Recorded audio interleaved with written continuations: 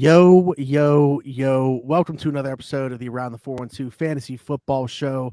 As always, brought to you by Keats Barbershop, located in East Rochester, PA. I am your host, Smitty. With me, as always, Joe, Drew. What is going on, fellas? Hey, man, RIP to Franco, man. This is crazy.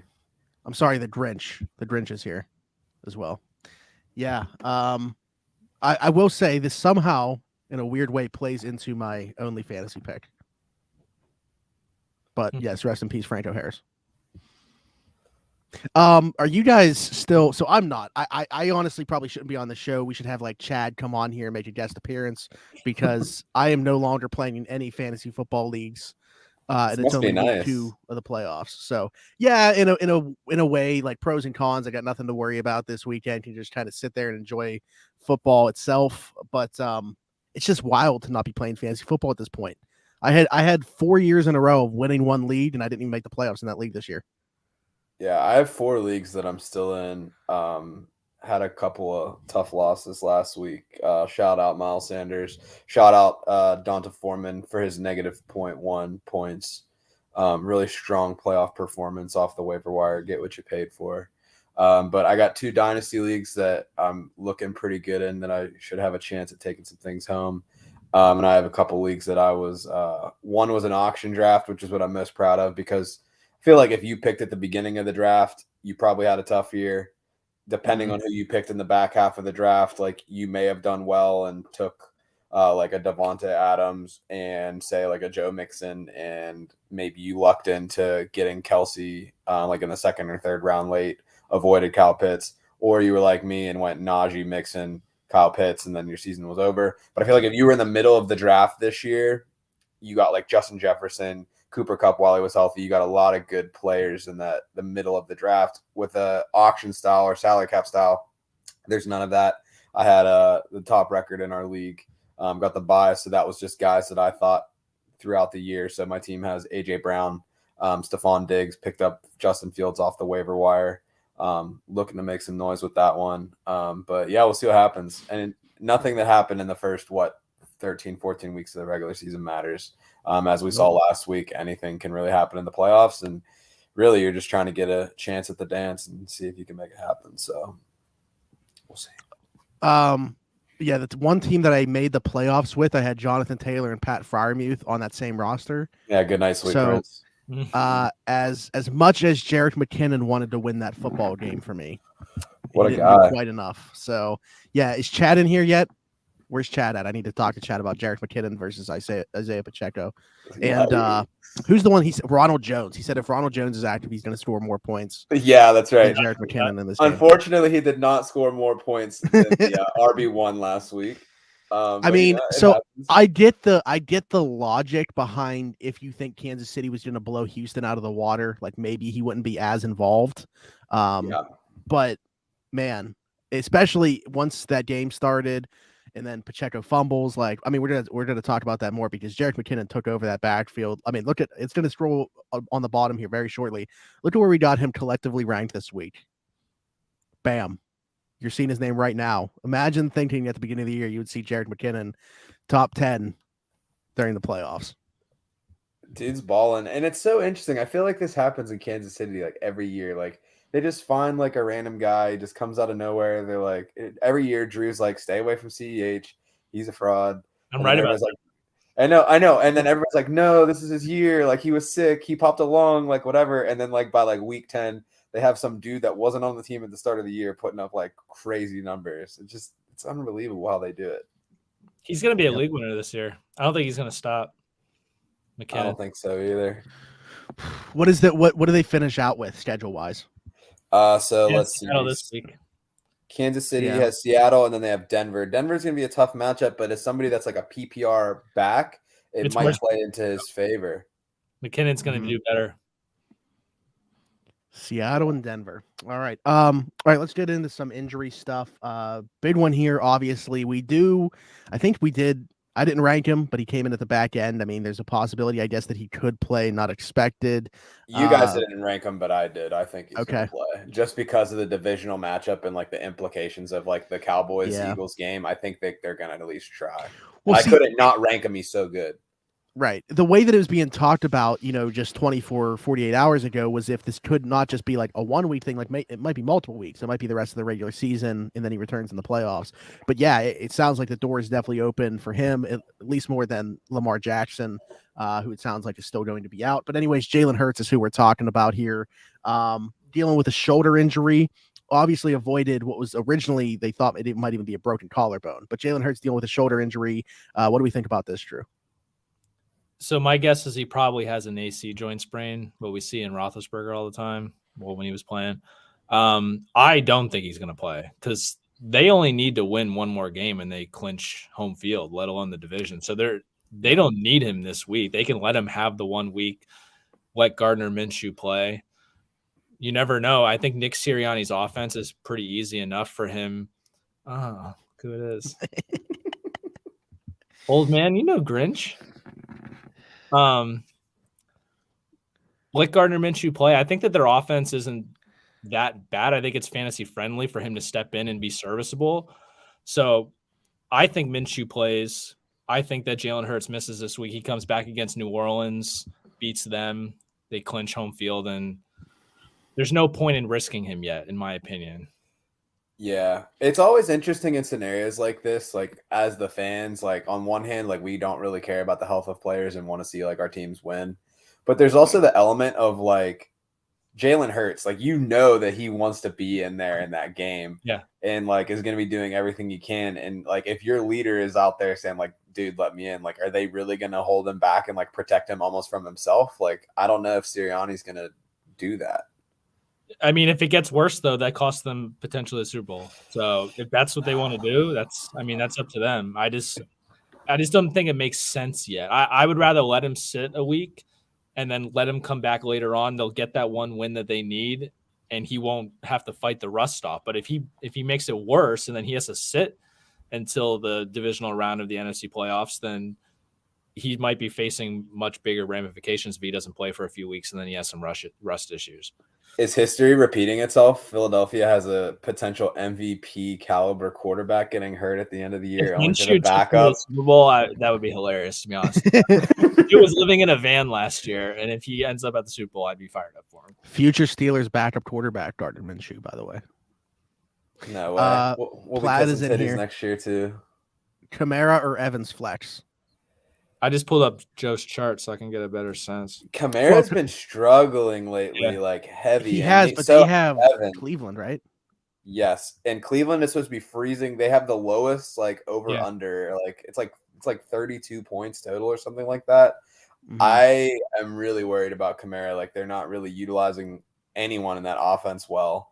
It's like Taysom Hill, and then who is the random Rashid Shaheed is like their leading receiver lately. That is my guy. Out of nowhere. I feel like every time he touches the ball, he goes 80 yards. Yeah, he does. But like, why can't it just be like Olave? Like, why do they have to do it like this? It could be both. Olave also hurt right now, though. Too. True. Yeah. I'd probably take Kamara though, just because I think Evans, that whole offense has been bad. I think he had his big week last week. I just don't see him doing it 2 weeks in a row. Yeah, but Arizona has a they play Arizona, so that's different. Yeah. So for me, I probably would go Evans. Just because Kamara hasn't really been getting the volume of work and we haven't seen him utilized in the way that he was in the Sean Payton offense. Kamara, like I barely see him like as a startable option this week at running back. Like I feel like I'm ranking him right now out of like name. Don't you think right now though, going against Cleveland with the weather expected to be the way that it is, like I can see him with 20 carries. Maybe, but then you're really relying on a touchdown if they're running the ball. Like with a PPR play and Evans, like Evans could catch the ball 6 times for 50 yards. If Kamara doesn't score, he'd need to put up 110 to match it. But Alvin Kamara always goes off one round in the playoffs. I mean, if that's what you want to hang your hat on, if that's what you want to hang your hat on, you can. But it's also supposed to be snowing, isn't it? It was on. Yes. It was on Christmas that he scored because remember he was wearing those red cleats when he scored. He had 5 touchdowns. Yeah. I don't know, dude. All right, I'm going Kamara. So am I. Point for me, but I'm going Kamara. There you go. Evans. There you go, Platt. I'm sure we were split, so there's a ton of help right there. It's 2-1. I'm on Kamara. But I know that's what I'm saying. But we didn't give a unanimous answer, so now it's still his decision that he has to make. I still thought that we had. I thought we were a democracy, but I'm fine with that. It's okay. I thought that we just did whatever Zach said, to be honest with you. Absolutely not. Especially not when it comes to the player that I had for my only fantasy last week, but we'll talk about that later. Somehow I won that. Even though you texted me the day before and you said I win. So I was actually sitting there watching that pretty heavy. I still won somehow. Yeah. Let's stick with the same team, even though you have this player listed last. Dallas Goedert. Yeah, I just wanted to throw that one out there because it looks like he's going to return this week. They brought him back from designated from IR last week, and he's practicing. And expectation is that Dallas Goedert's going to play. Okay, yeah, I did. I ranked him, I think, like 6th or something like that. But it's going to be tough. I don't know how much it would change based off who's playing quarterback.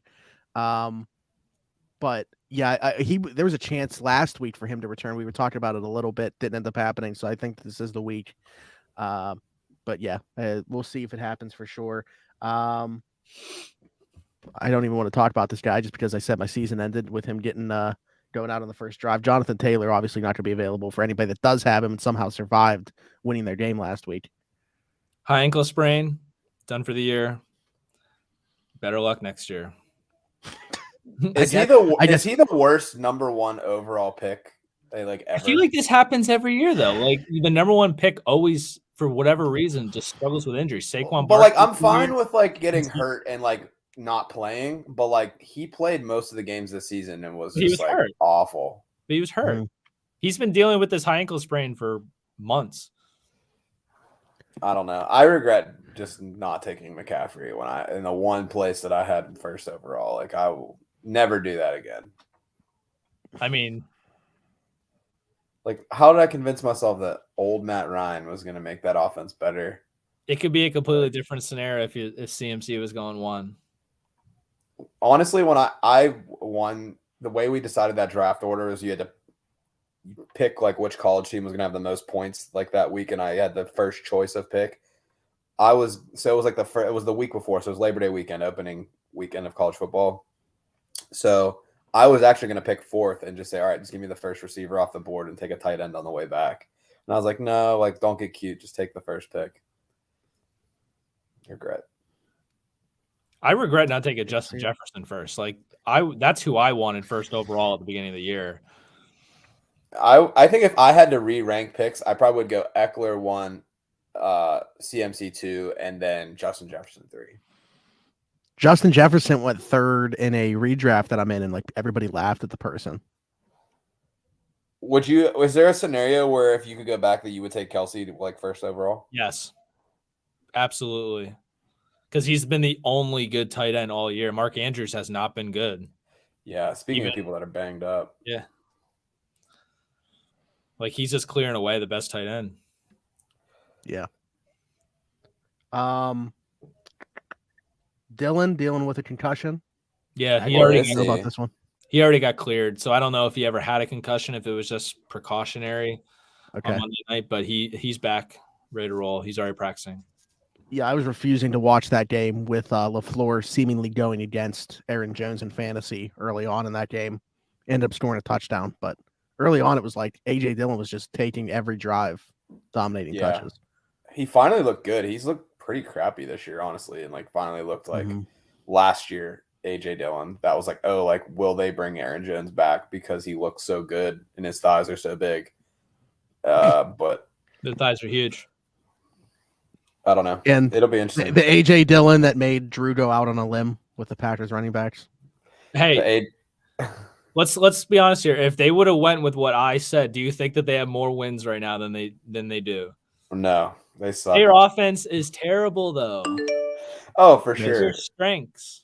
I think it'd be different if Rodgers was playing with a broken thumb. It's an important part of being able to throw a football, I think. He got that from COVID thumb. Andrews, Smith, Chark, Robinson, or Akers in the flex. Is that Zach Smith? Yeah. Pick him. I'm very confused. So that's got to be Devonta Smith. Yeah. I would honestly say if you have the luxury of going Andrews in the flex, I'm very curious who your tight end is, because otherwise it's like, all right, like you have to have Travis Kelce. Has to be Kelce. I would probably play Devonta Smith. He had a 100-yard game last week. Dallas has been really vulnerable in the air. I don't know if that necessarily changes for me regardless. Chark Robinson, Akers, none of those names are really exciting to me. So it really goes down to the first two names. I mean, who's Robinson? Brian? DeMarcus? Allen? Ravens wide receiver? Well, Allen Robinson's out for the year. So if it's him, I wouldn't play him. We can Yeah. roll him out. I'm out on all Robinsons. Oh, there's no tight end slot in the league. You know what? I have a couple leagues like that. It's been really nice. And I still it is Brian Robinson. It's by the better. way. Oh, is Brian Robinson. That's I said, is it Brian Robinson? This is the first one I said. San Francisco on the ground, I don't like that matchup for Robinson. So it still is Andrews or Smith for me. Andrews has a really good matchup this week for tight ends. So Atlanta has been giving up 20 points per game in the last 3 weeks. That being said, overall for QBs and wide receivers, they've really been locked down. So I envision that they're going to treat Mark Andrews like a receiver. And he hasn't really done anything of late. So that's why I'm leaning more towards Smith. It's Smith unless Lamar plays. He could come back this week. I don't think I think either way, I'm leaning Smith. Well, if you want a boring, easy dub, take Smith. If you want to roll the dice, go Mark Andrews. Why would he care how he wins? I don't think Lamar's going to play, so it doesn't really matter. If you want the style points. If you want a boring, easy dub, play me in Call of Duty. Terrible. Play any of us. Whoa. Hold on. You couldn't even find a gun, you said. That was me. Oh, that was you? Okay. Yeah, I was say, wait, what are you talking about? All right, well, nice. And then Tyler Lockett. That finger is probably going real broken. Yeah, he broke his finger. He's expected to miss at least 1 week, even though I had a dream last night that he played through it. I don't think he's What? I don't know. I might lean into that. Yeah, I'm dead serious. I had a dream that Tyler Lockett played with that broken. That's got to be a sign. That man lives so rent free in your head. It's unbelievable. I think it's because I did my stuff yesterday. This is totally unrelated, but because you said that, it made me think of this. I had a dream that I was getting my tattoo that I recently scheduled, and I hated it. Is that a sign to cancel it? Yes. I think it's a sign to get two.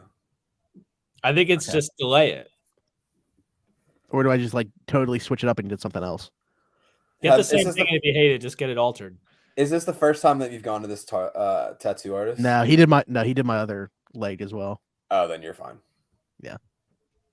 All right. Anyways, moving on from the injury stuff, the stuff nobody wants to hear about, to other Week 15 headlines. All right, so let's hit up some people that are stocks up right now. So, only fantasy darling Zay Jones. Go ahead. Wait, I was just going to say, for the person in the chat right now, they were saying, is there a Twitter I can send my matchup? Yeah, send it to AT412FF show. I know that's not necessarily the easiest name to remember. You should probably have that on the screen. Oh, you can type it in. Yeah.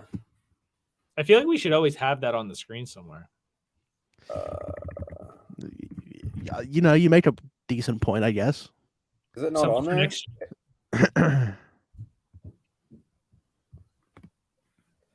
Is that right? There it is. Did I spell that right? Yeah, that's it. Yeah. Okay. Is that right? I'm like looking at it and it looks wrong. It's because I think it's because everything's everything is uppercase in that. I don't know. It just looks right. Isn't it not up in the upper left? No, it's just the name. I can add it to the thing for next week. It's good feedback as we go into championship week. Yeah. But yeah, that'll work. Cool. All right. So stocks up. Only fantasy darling, Zay Jones. He had a hat trick last week. So 6 receptions, 109 yards, 3 touchdowns, 1 sweet haircut.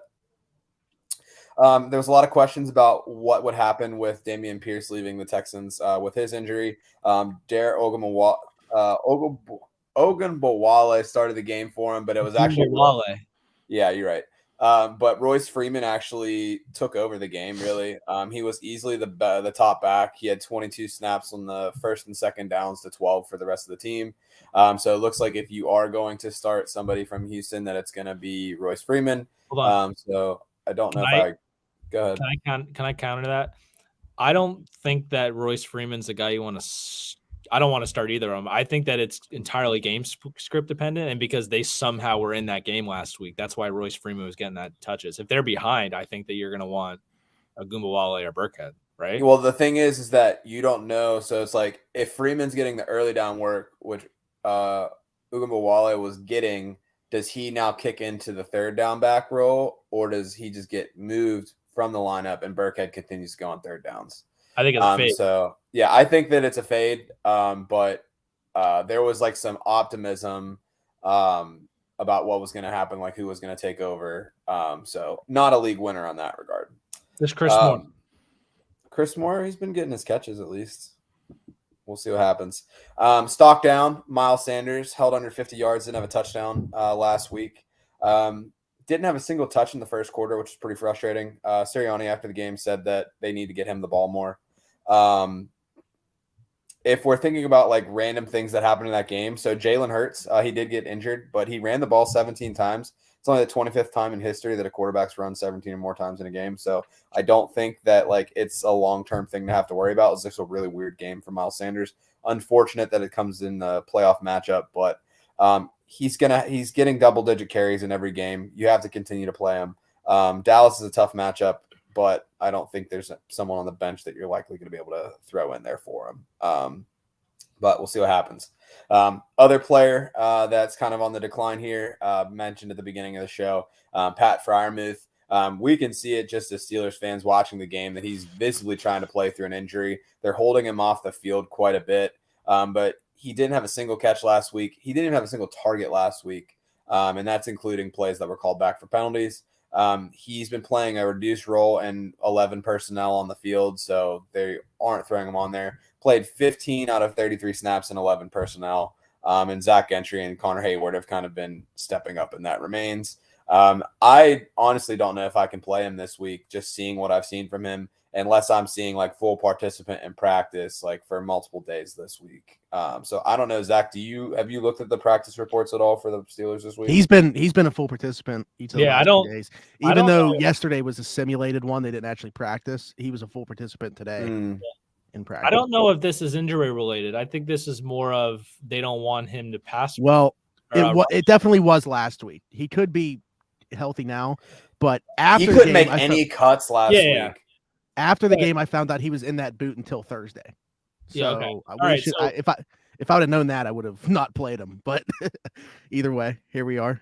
I'm thinking that they don't want him on the field to run block, though. And if they're going to start running the ball more the way they are, I think that's the real issue with Freiermuth. And it also could be a Mitch Trubisky thing. He was really peppering Deontay in that single coverage. Kenny not get a single target, though. I know. But I mean, if he's only in on 50% of snaps, it's less opportunity. I don't know. It feels risky, man. Like it's a weird game, especially being in the cold this week. Like I don't know. I'm very nervous about him. I think they're gonna run a certain someone into the ground this weekend. Zach knows. His name's Najee Harris. Benny Snell. All right, good deal. So that was the updates from Week 15. A lot of interesting stuff happening as we move into the second round of playoffs. Maybe some championship weeks for people that avoid the last 2 weeks as teams are clinching playoff berths. But with that, we'll transition to Fantasy Football Tinder. I'm just gonna move the around the 412 Twitter URL there. But if this is your first time watching the show, this is Fantasy Football Tinder, the greatest way to swipe left and right on your football friends. So on the left-hand side of the screen, you can see the Tinder board. If you're liking the profile, you like what we have to say about a player, we will swipe right on that player. You'll see the green heart pop up. If you're not really feeling what they're putting out there and you just want to move on and find someone else for your roster, for your team, whatever you want to call it, you're going to swipe left, and you'll see that with the red X. So as Drew mentioned in the injury updates of the show, you have Jonathan Taylor going out with injury. Enter profile 1, Zach Moss. Are you trusting Zach Moss, the boss, to fill into your fantasy lineups as we move into these pivotal playoff matchups?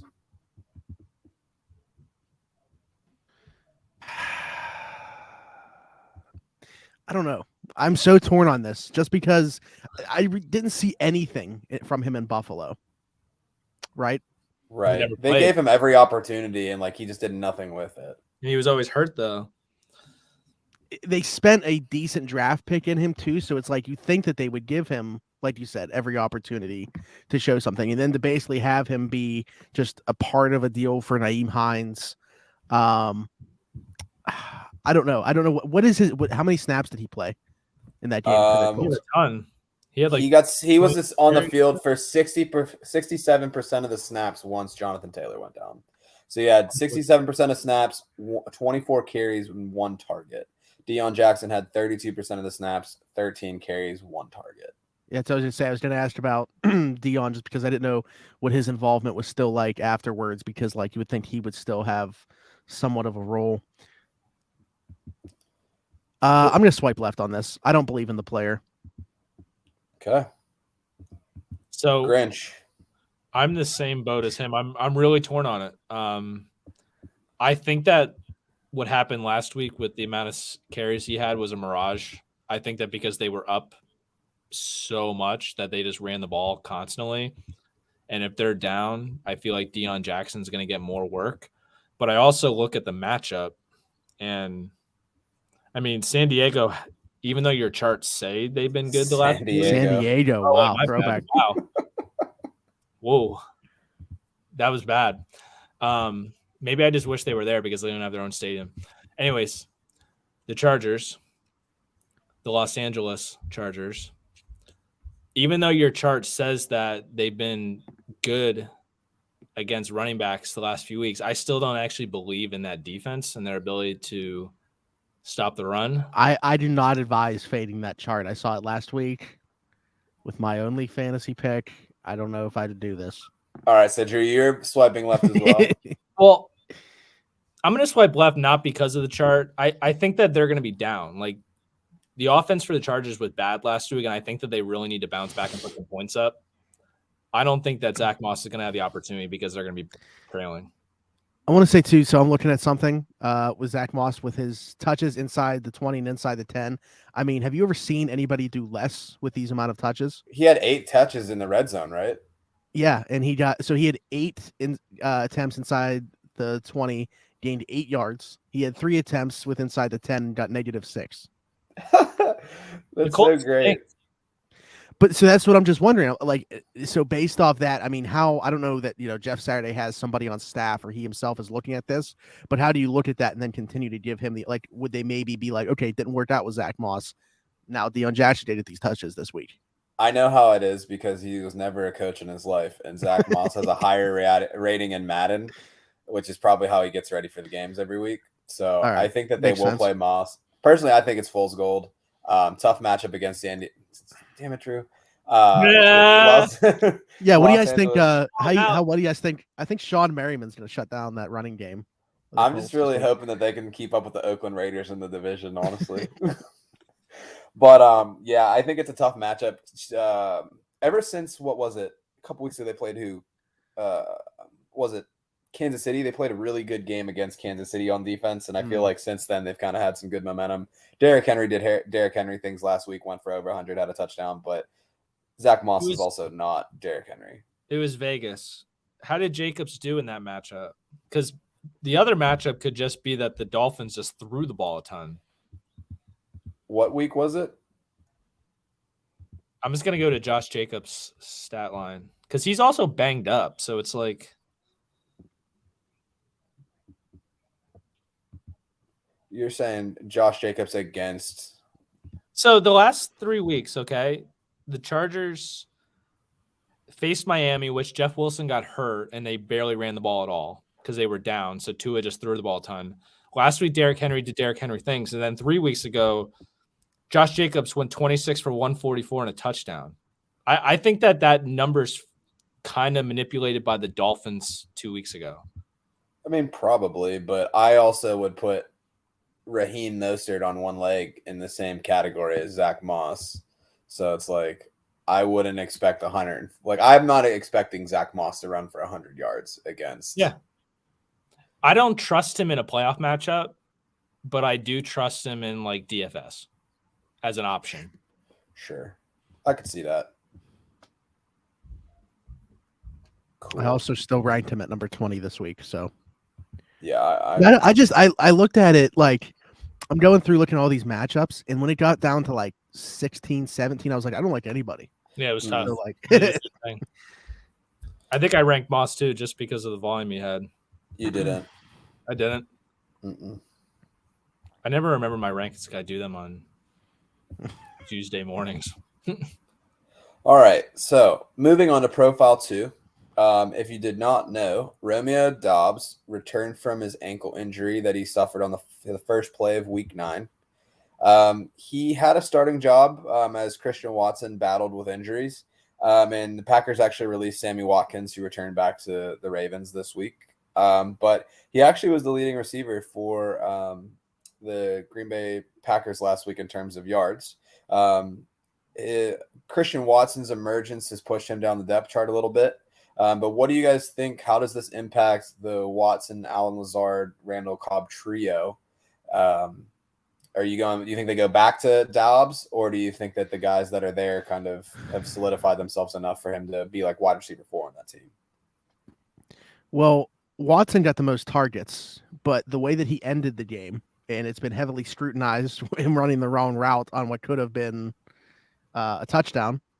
I don't know how much of that's going to carry over to next week.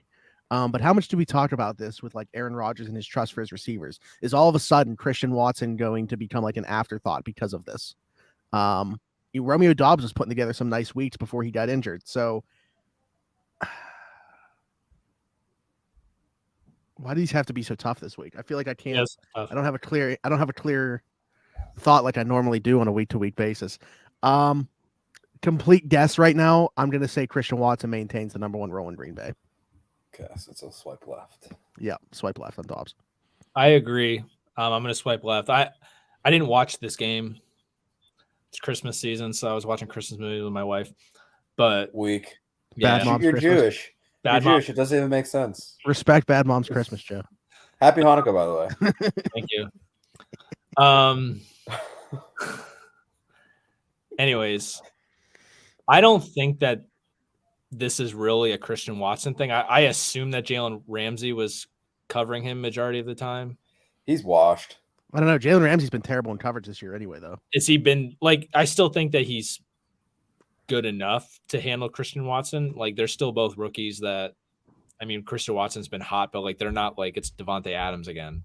So like, it could really depend each week on what coverages are looking like, who you can trust more. This week, if we're going on a week-by-week basis, they have Miami this week, and they're going to have to put up points to stick with them. So, like, in a way, I kind of want to swipe right, but long-term, I'm swiping left. I still think Christian Watson's shown enough the last few weeks. He was the higher-picked player. What was the amount of snaps for Romeo Doubs in this game? Because I know Yeah. LaFleur came out Friday, prior to that game, and said, like, they're not going to put a lot on his plate. Yeah, in so, his return, so Lazard had 67, Watson had 62, Cobb had 29, Doubs had 23. Yeah.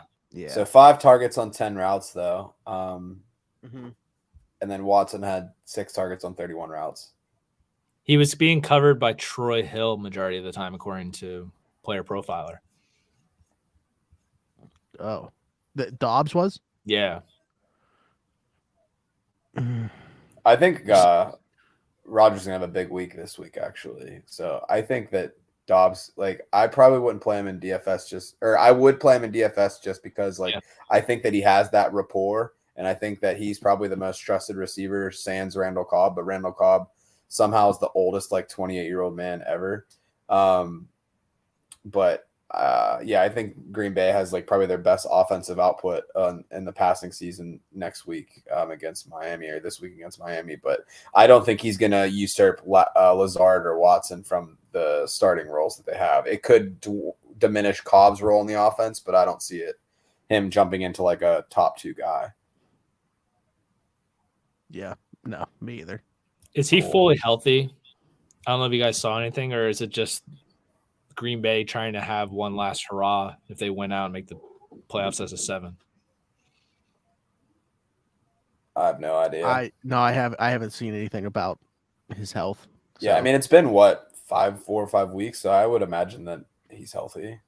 Healthy enough. If he is, though, why did he only play 35% of the snaps? Yeah, so like I said, with LaFleur coming out and saying that, I don't know. He said that he's looked good in practice, but they didn't want to put too much on his plate returning. So I don't know. That was all that was said about it. Yeah. Cool. All right, moving on to our last profile. So there has been some speculation that Ryan Tannehill may not be able to make it a go this week. Kind of banged up from just accumulation of just punishing hits that he's been taking. So if the opportunity presents itself, waiver wire Willis, would you feel comfortable starting him in a playoff game this week, knowing his rushing upside? No. I hate to be the Grinch, especially when we already have one on the show, but absolutely not. Aside from the fact that he has not looked good as a passer, I don't know that this has to be the worst situation to be put in as a rookie quarterback when you look at what Tennessee's situation is right now. Other than the fact, he can turn around and hand the ball to Derrick Henry, but that wouldn't be good for him from a fantasy standpoint anyway. But the lack of weapons, the offensive line's been bad. Tennessee's on a 4-game losing streak at this point now. Yeah, they just look horrible. So like Derrick Henry's still going to get his, obviously, maybe even more so with it switching to Willis now. But rushing upside aside, I cannot fathom a world where I would want to play Malik Willis in a lineup. 2 QB leagues, still a no? Yeah. Yeah. If they designate him as a tight end. If they designate him as a tight end, maybe, because it's like if it's not Travis Kelce, yeah, a better option. No. You starting Jeff Driscoll this week? No. That's why is nobody really talking about that? Yeah. Because he's a burger, that's why. But it's just so wild. Yeah. It is weird. Yahoo is doing a lot of weird stuff. I looked, and Driscoll was not a tight end on he's quarterback on ESPN and Sleeper. Yeah.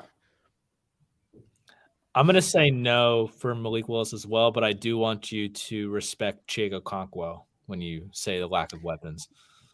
That's true. Hey, I did rank him as he's in my top 10 for tight ends this week. But hey, did you bring him up before me? Me? In life? You might have. Yeah, you guys didn't. Joe didn't know who he was, and then you happened. I knew who he was. College. Drew your cat's out in the loose. Yeah, she really wants to sit in my lap because she likes this onesie. Soft. I knew who he was. Only like he was kind of. I think I mentioned this before too, but like he's kind of like a meme within the Madden YouTube community because he's very good as like a developmental tight end on Madden. Yeah. But he was doing nothing in real life, and then he took like that screen like 40 yards or whatever, and people like, wait a minute, this might be one of the best athletes playing the position right now.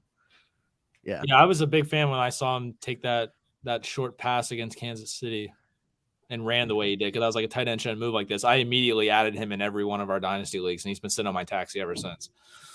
Sweet name too, by the way. But yeah, he himself is not going to be able to help Malik Willis have some relevancy. So, by the way, come back this week.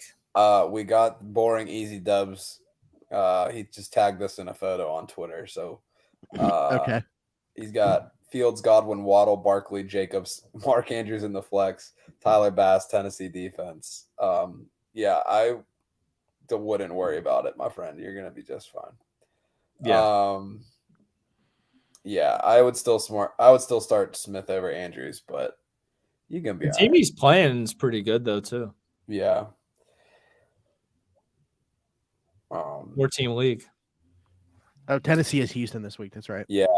Derrick Henry. But Derrick Henry, like, do they even need to pass this week? Like, no. If they do, it'll be Derrick Henry passing. That jump throw. To Derrick Henry. Yeah. All right. Transitioning into our next topic, we're going to move into Only Fantasy, where I have had a resurgence of skill in this area. But if you've never been on the show before, Only Fantasy is your one-stop shop for finding premier content in the NFL for a 1-week subscription. Each week, your favorite host will choose one player they're extremely excited about for this week's slate of games. And as we always do, we will start with the Grinch himself, Mr. Drew Hannes. I'm a Grinch mainly because I've been getting my butt kicked in December. I started off really strong in September and October, was barely able to miss. They were all hits, but now I switched with Joe.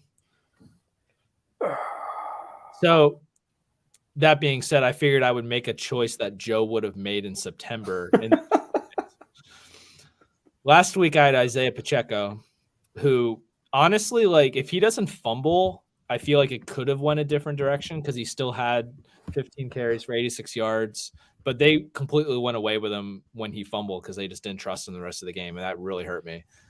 But like I said, this week I'm going with the Joe move, picking a player that might not even play. I'm going with Gardner Minshew. And my reasoning is, even if Hurts doesn't play and he has the opportunity, the Eagles are going to have to score. Like, the last 7 weeks, the Cowboys are averaging 37 points a game. And I know that that's somewhat inflated because they scored 54 against Indy, but they've been over 28 every week since. So they have to move the ball. I expect him to throw almost 40 times. And even if they don't win the game and he looks terrible, 40 times in the passing game should be decent fantasy points. Like, I expect it that he's going to have the opportunity. And the matchup is actually pretty good. Based on Joe's chart, I think that they're a top 10, bottom top 10 against quarterbacks the last 3 weeks. So Trevor Lawrence. Yeah, Dallas has been struggling a lot. Yeah, Trevor Lawrence diced him up last week. He had 4 TDs. I just think the opportunity is there. If they let Minshew play, I think that he's going to be a top 10 quarterback this week.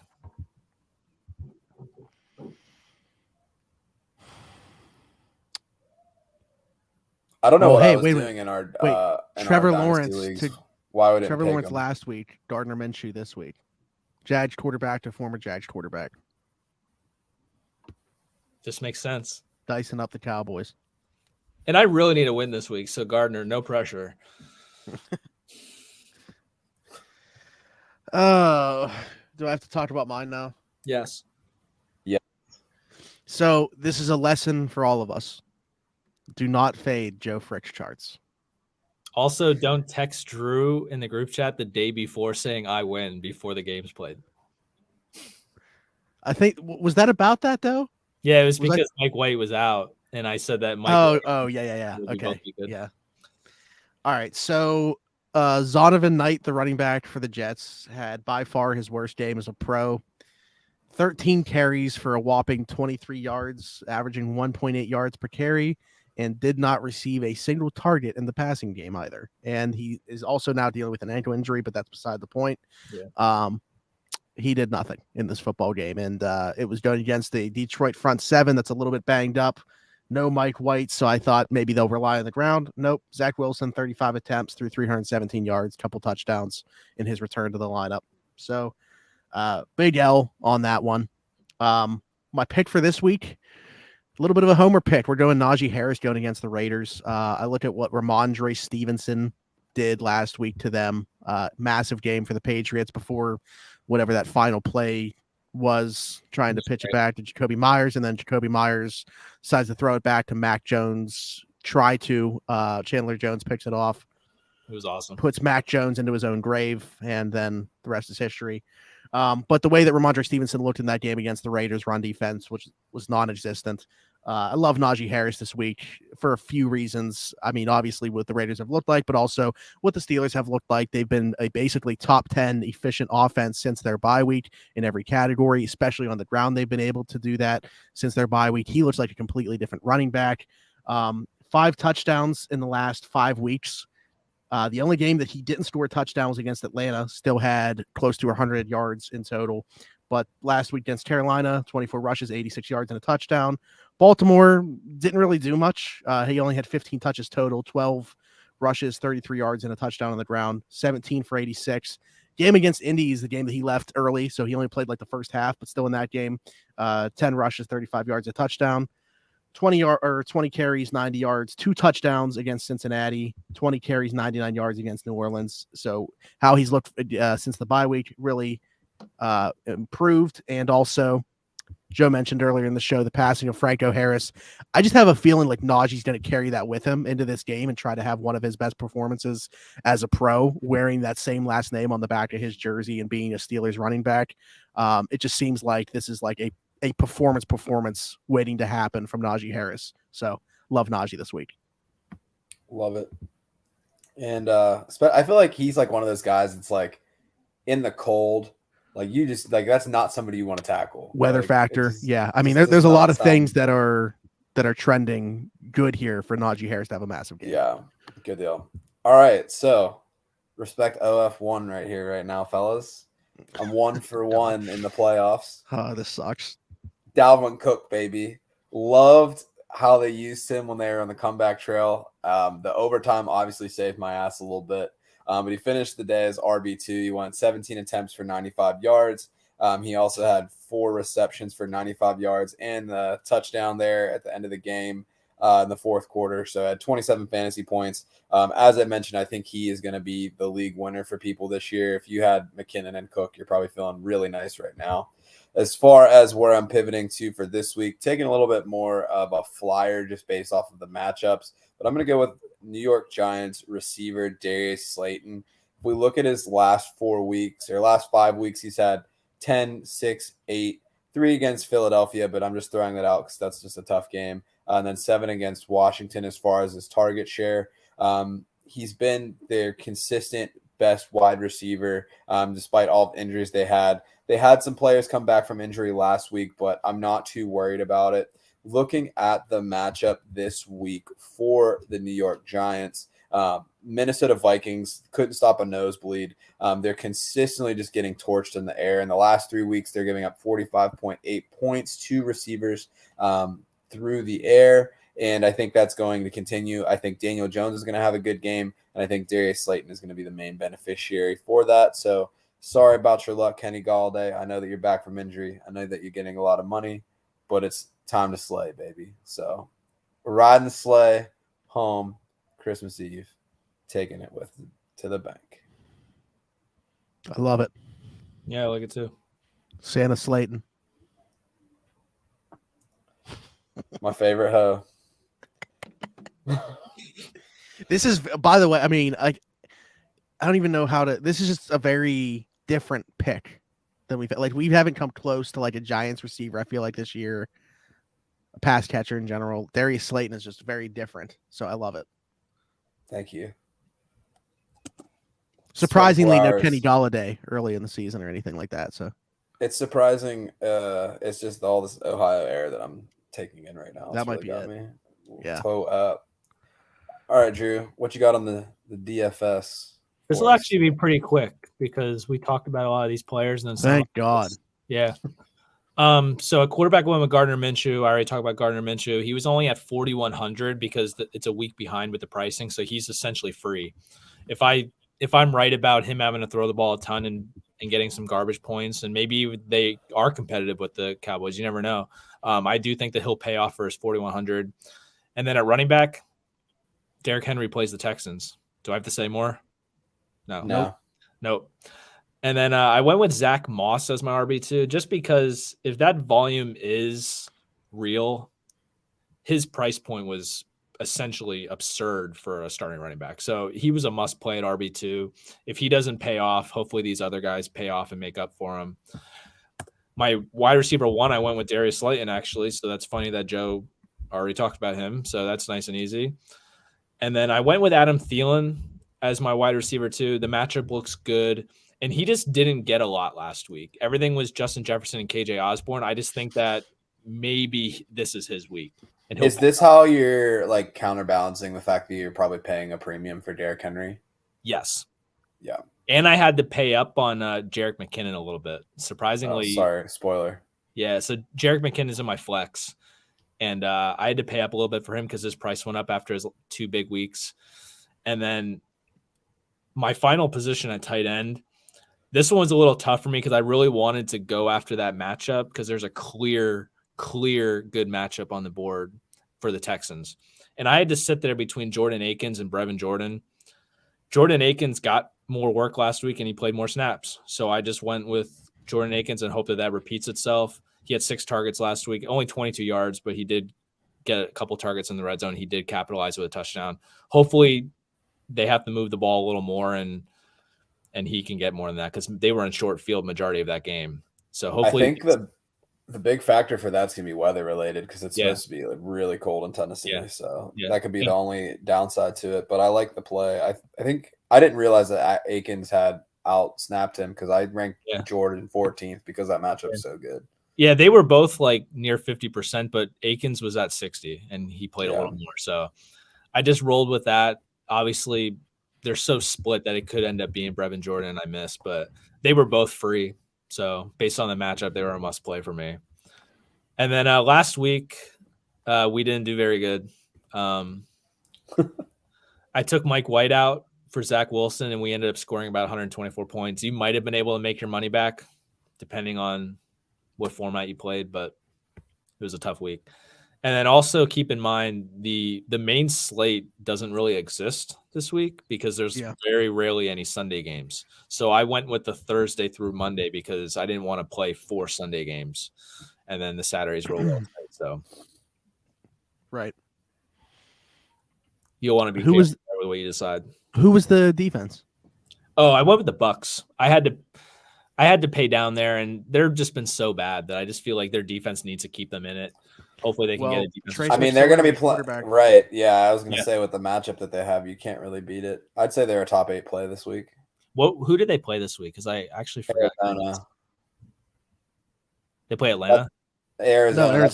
Oh yeah, right. Boy's hurt. He's already ruled out. Yeah, that was my thought. He was ruled out. Mm-hmm. Actually, I didn't even know that. Trace McSorley starting at quarterback. Yeah. All right. Yeah. So McSorley and David Blau on the roster right now. Blau. Yeah, I picked that before they announced Colt McCoy would be out. I kind of expected that he would still play. Yeah. So Trace McSorley, this is a no-brainer. The money didn't really catch up, so you can. That's why. Oh, actually, last question before we get going. Then, how worried are we about like DeAndre Hopkins because of this? Yeah, my ratings of the Arizona offense as a whole were definitely taking that into account. I don't think that they're going to be too usable. Looking at the way that we ranked them, let me see real quick. So we have him like kind of like a wide receiver 2 at best. I don't think any of you guys ranked Marquise Brown. I did not. I did my rankings before this. It's just tough because you've seen DeAndre perform regardless of quarterback, but now we're talking about a guy that like I'm not even sure is an NFL quarterback. Like he doesn't. He's probably better suited as a runner. Yeah, he's just gonna run. Yeah, that's tough. I mean, you probably have to play him. Probably, yeah. But maybe construct your roster in a way where if he does hurt you, you have someone else to kind of balance that out. But I feel like you're playing like a second guy with a lot, like, or do you just treat him as like your upside play kind of thing? Like, that's what I feel like you need to do. Yeah, I don't know. It's a tough call. Like this is the week where I would play Tyler Lockett, expecting a big week, but he's out. But I think it's the first game he's ever missed. Yeah. Who knows? Maybe my dream's right and he plays. There you go. All right. Well, before we get out of here, just wanted to give a big thank you to everybody that participated in this year's Rocking Around the 412 mission.